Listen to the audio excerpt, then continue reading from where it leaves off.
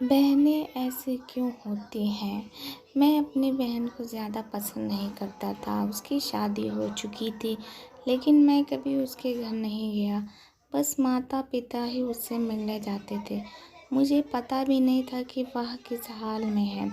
वह कभी-कभी मायके आती तो जाते समय मेरी माँ उसे घर का कुछ सामान भी दे देती।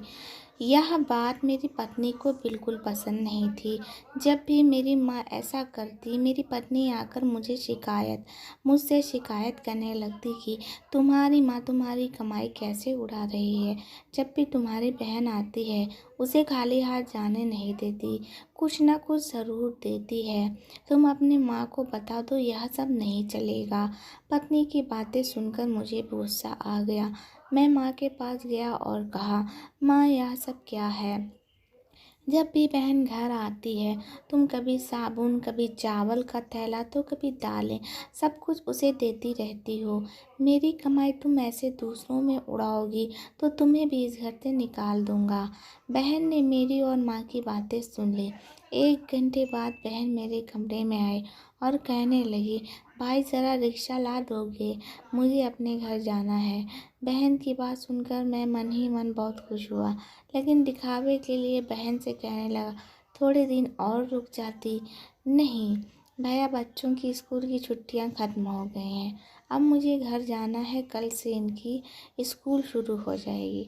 फिर वह चली गई।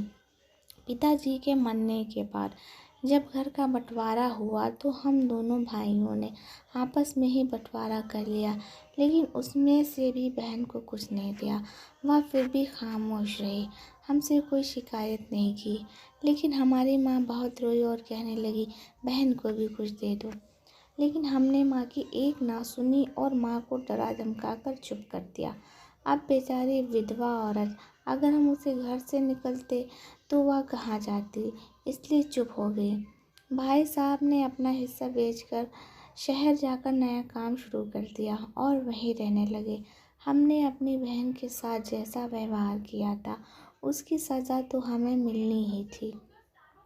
भाई साहब का कारोबार बर्बाद हो गया और वह मजदूरी करके अपना पेट पालने लगा। मेरे बड़े बेटे को भी टीबी हो गया। उसके इलाज में लाखों रुपए खर्च हो गए। जो भी मेरे पास था सब कुछ खत्म हो गया और मुझे कर्ज लेना पड़ा। हाल इतना बुरा हो गया कि खाने के लिए भी पैसे नहीं थे। घर में कुछ राशन नहीं था। मैं कमरे में अकेला बैठा सोच में गुम था कि मेरी बहन घर आ गई। उसे देखते ही मेरी पत्नी ने कहा, आ गई मनहूस। बहन को देखकर मैं भी गुस्सा हो गया, लेकिन अपने गुस्से को दबा लिया। वो मेरे बच्चे के पास गई, उसे देखा और फिर मेरे पास आकर बैठ गई। मेरे भाई, क्या तुम परेशान हो? यह कहते हुए उसने मेरे सर पर हाथ फेरा। बड़ी बहन हूँ तुम्हारी, तुम मेरी गोद में खेले हो। अब देखो, अपनी बहन से भी बड़े हो गए हो कि बहन को कुछ नहीं बताते, अपना दुख भी नहीं बांटते। यह कहते हुए उसने अपने सोने के कंगन निकाले और मेरे हाथ में रख दिए। मेरे भाई, परेशान ना हो, यह कंगन बेच दें, अपने घर का राशन भर दो, अपने बच्चे का इलाज भी करो दो, और पैसे की ज़रूरत हो तो बेझिझक कह देना अपनी बहन से, मैं तुम्हें इस हालत में नहीं देख सकती। और हाँ, जाकर नाई से अपनी दाढ़ी भी बना लेना, देख कितनी बढ़ गई है। मैं आश्चर्यचकित होकर बहन को देखे जा रहा था और वह कहने लगी, भाई इस कंगन के बारे में किसी से ना कहना, तुझे मेरी कसम है। मेरे माथे को चूमा और कहने लगी, चल अब चलती हूँ, तेरे जीजा जी और बच्चे आते ही होंगे, फिर आऊँगी। मैं पहली बार उसे घर के बाहर तक छोड़ने आया, देखा तो पैरों की चप्पल भी टूटी हुई थी। उसने कपड़े भी तो वही पुराने पहने थे। मैं बस देखता ही रह गया। मैंने तो कभी अपनी बहन की घरेलू हालत जानने की कोशिश नहीं की, लेकिन जब उसने मुझे बुरे हाल में देखा तो दौड़ती हुई आई और अपने सोने के कंगन भी दे दिए, ताकि मैं अपने बच्चे का इलाज करा सकूं और अपने घर का हाल सुधार सकूं। मैं सोचने लगा और मेरी आँखों से आंसू निकलने लगे कि हम भाई भी कितने मतलबी होते हैं।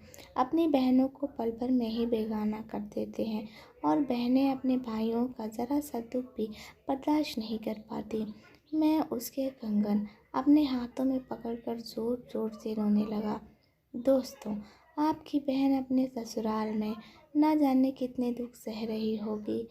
कुछ समय उसके पास बैठकर उसका हाल चाल जानने की कोशिश ज़रूर करें। मालिक सभी बहनों की झोली खुशियों से भर दे। अगर आपको मेरी ये कहानी पसंद आई हो तो मेरे चैनल को लाइक, सब्सक्राइब और शेयर ज़रूर करें। धन्यवाद।